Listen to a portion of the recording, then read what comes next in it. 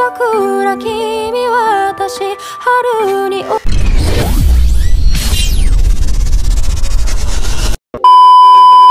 Ohayo, ayan, ito na yung moment na nakasakay na tayo sa sasakyan.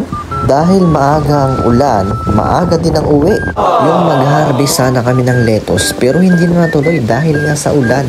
Kaya malinaw ng Yasum ito. Ito yung madalas na problema natin mga farmer dito sa Japan. At napaisip ako bigla sa nakikita ko. At dahil nandito na nga tayo sa apartment, ayan, kailangan muna natin magtanggal ng bota, pati na rin itong baon natin sana ngayong tanghali. At heto nga yung baon sana natin.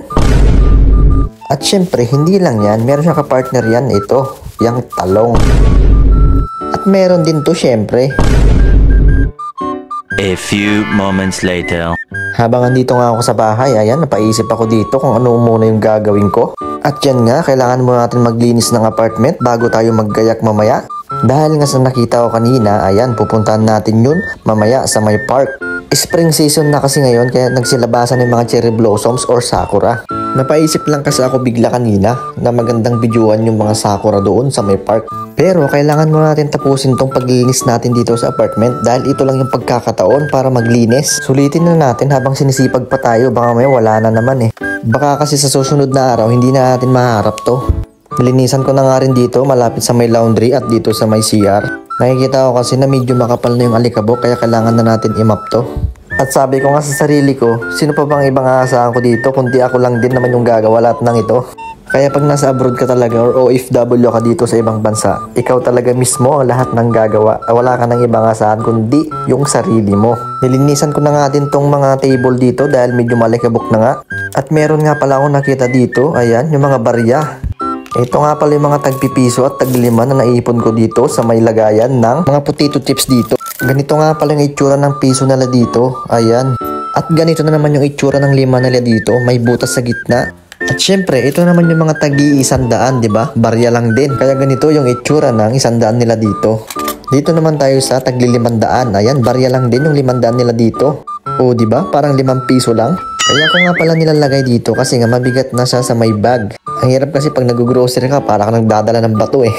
At napaupo nga ako bigla dito at nag-isip-isip kung anong susunod na gagawin natin. Kaya ang hirap din dito sa Japan pag wala kang pasok, sobrang boring talaga pag nandito ka, mas lalo sa probinsya. Kaya pag introvert ka, bagay ka dito. Time check, 10:24 AM na pala ng umaga. Medyo nakakaramdam na rin kasi ako ng gutom dito kaya tinignan ko yung oras. 20 minutes later. Kakain na nga pala tayo dito at nakatimpla na rin pala ako ng kape dito. Bagay kasi sa talong at saka sa bagoong yung kape kaya nagtimpla ako kaagad. At syempre sa may sardinas din. Maulan kasi ngayon kaya nagtimpla ako kaagad ng kape dahil sabi ko nga sakto to sa ulam ko. A few moments later. Ito na nga, kailangan na nga natin maligo dito bago tayo maggayak. Tapos na nga pala ako maligo dito at kailangan na natin magbihis. Ayan, outfit check, di ba? Ayan na si Kupal, nakaready na siya para maggayak. Pupuntahan nga pala natin, nakita natin kanina sa may park kasi nga napakaganda at napakaraming sakura or cherry blossom. Kaya tara, ano pang hinihintay natin? Puntahan na natin. Ayan, fast forward tayo dito. Nandito na nga tayo sa may park. Ayan, kung makikita nyo mga kasaka, nagsisilabasan ng mga cherry blossom.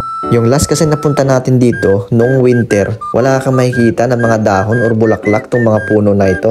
Meron nga pala akong masasalubong ng mga Japanese dito kaya medyo binaba ko yung camera kasi nga nahiya ako baka may anong sabihin nila sa akin. Alam nyo naman, magkaiba yung culture dito tsaka sa atin. Patuloy nga pala ako nagbabike dito kasi nga nagagandaan nga ako sa mga nagsisilabasan ng mga cherry blossoms dito sa may park. Ang hirap na din kasi gumawa ng content kaya napunta ako dito kaagad kasi nga para may mabideo din ako. Kaya nagmamadali ako kanina kasi nga wala na akong may upload kasi dapat everyday, sabi ni Meta. Diba? Napakaganda ng mga bulaklak dito mga kasaka, kakaiba. Matanong ko lang, ba't kaya sa Pinas wala to? Kaya hanggang dito na lang, follow for more.